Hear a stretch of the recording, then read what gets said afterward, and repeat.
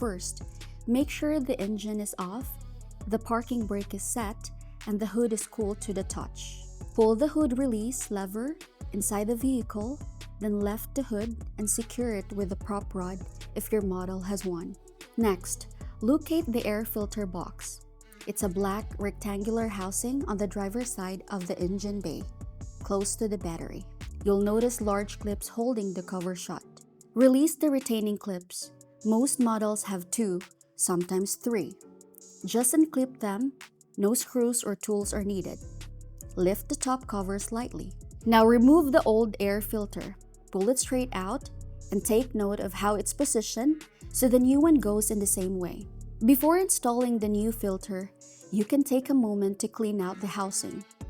Wipe away any dust, leaves, or debris, or use a vacuum to keep the area clear.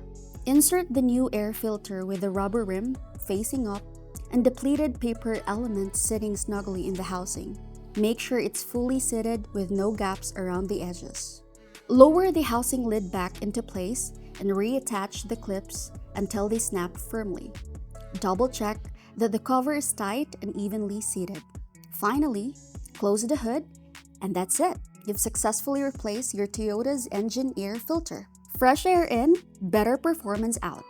For the right part number and service interval for your vehicle, check your owner's manual or contact Maple Toyota. And if you'd prefer us to take care of it for you, book a quick service appointment with us.